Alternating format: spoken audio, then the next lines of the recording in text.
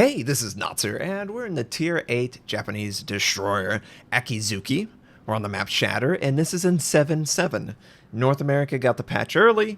I was able to play with a bunch of buffed nerf ships. Akizuki was one of the primary test ships, so hopefully I can share some insight into exactly what occurred and whether it's good or bad. For my build, I am using my Inertia Fuse high explosive build that I was using previously. I didn't change it. I just wanted to compare directly. How did the ship feel with the improved penetration, the nerfed concealment, and the nerfed rudder shift?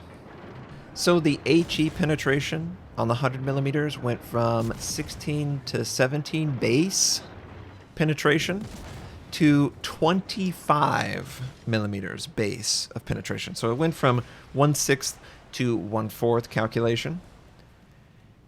And what does this actually mean? Well, it means you can play it similar in commander skills to a light cruiser. It is crossing the same thresholds that are oh so important to the Worcester, the Seattle, the Cleveland. These same thresholds allow you to do full HE damage to bow and stern of battleships, significant amount of deck and upper hull armor of battleships that you didn't previously have the chance to even do damage to. You had to focus primarily only on the superstructure. It also allows you to do full damage to the bow and stern of 27mm heavy cruisers, like the Americans or the Germans. Previously, you just had no chance of actually getting close to that threshold. One of the first questions you might ask is, do I need Inertia Fuse high explosive in 7-7? 100% no, you do not need Inertia Fuse high explosive. Prior to this change, Inertia Fuse high explosive was basically required just to play the ship, because there are certain DDs where it would just shatter on the side of its hull, because they had more than 17mm of penetration that you needed in order to do damage to that section. And obviously, this doesn't count like something like the Komodos, where it has 50mm. That's just a unicorn when it comes to armor. Everyone else, generally 17, 19mm, and in 19, you would have failed without an Inertia Fuse. And that was frustrating as hell. Couple that with the superstructure and the targets that you're trying to engage, Inertia Fuse just made the entire experience better. It wasn't frustrating. It was actually playable. Now, in 7-7, the question you should ask is, do I want Inertia Fuse high explosive? And that's a much more empowering question, because you have options. You could choose to drop Inertia Fuse high explosive and focus on an anti-DD role. I would choose radiolocation to replace Inertia Fuse high explosive if I felt like my primary threat was the DDs. If I felt like that was what I was going after, well, of course, Inertia Fuse high explosive is a waste of 4 points. But if you exist in a server with a hugely overpopulated battleship and heavy cruiser meta, well, Nursery Fuse high explosive is probably going to give you more return. So it's an incredibly subtle decision. It's up to the player, and there's honestly not a good answer. So just experiment. Take advantage of this opportunity. Don't feel like you have to take this commander that you've obviously invested a lot in just to get Inertia Fuse high explosive to make the ship viable. Test it out. You're going to get a patch or two before the Hiragumo and the Kitakaze come out. Once they come out, then you can say, you know what? Yes, I need Inertia Fuse high explosive. Or, no, I want radio location. I think that's probably the most healthy decision that the player can make. It saves you the most doubloons, right? You know, just try and enjoy that you already made that commander, and then see if you want to continue going that way. I think that's the best way. So in this instance, we were just DDs everywhere. Clearly, it's a waste. It absolutely is a waste if you're going up against a ton of DDs, 3, 4, 5 in a queue on average. If you're predominantly going up against battleships, where I think Inertia Fuse is very nice.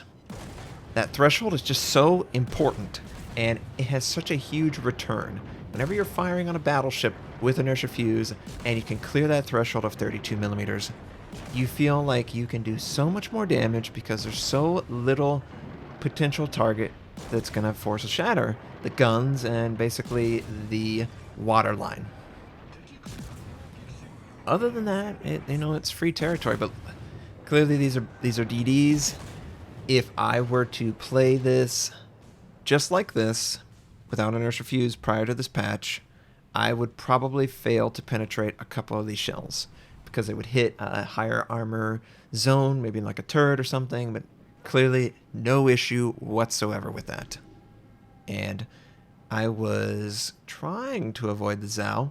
The Zao has a 25mm bow. My Inertia Fuse high explosive, well, this patch allows me to do full damage to that 25mm. Now, Inertia Fuse high explosive wouldn't make me do more damage to that particular bow in 7.7. It would allow me to, I don't even know, I don't think it would even allow me to do damage prior to 7.7. I haven't done the calculation. I think so. I think it was like 23mm it allowed you to pin, or 24.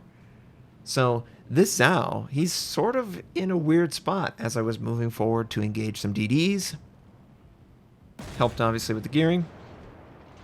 He's sort of in between two islands, and he looks to be stationary, honestly, and I could verify that very easily with my torpedo system. But I don't want to do that. I want to move in position, and I want to decide to engage the target. My smoke is not available, but if I manipulate the island, I think I'll be okay. So I'm just moving forward. And remember, prior to 7.7, these 100mm, with or without Inertia Fuse high explosive, would fail to do damage to the bow and stern of the Zao. And he's having a tough time. Clearly, he's having a tough time. So I'm going to aim right at the bow and stern.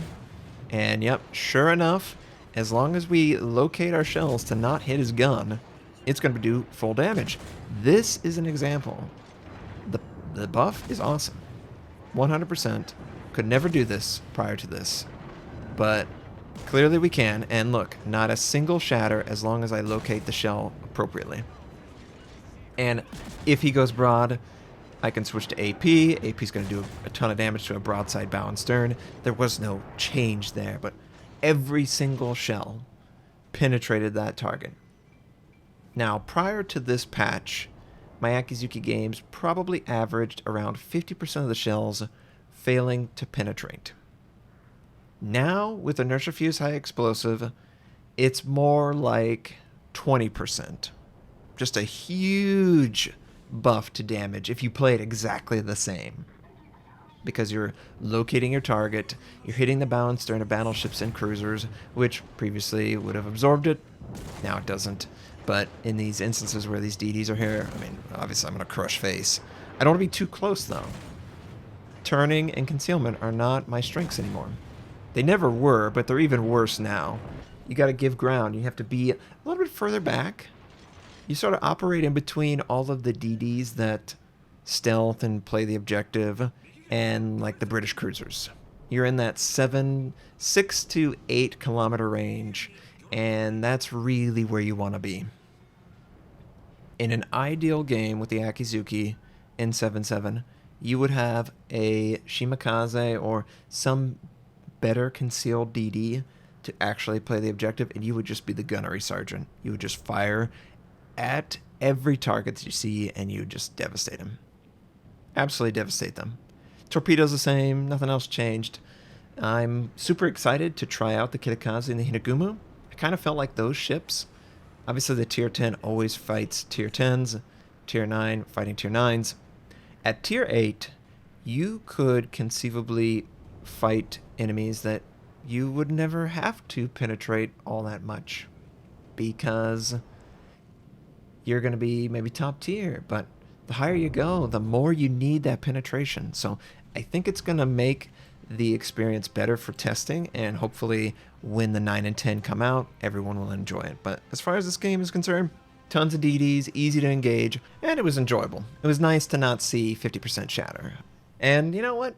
Hopefully your Akizuki treats you well. Hope you have a wonderful day, and I'll catch you next time.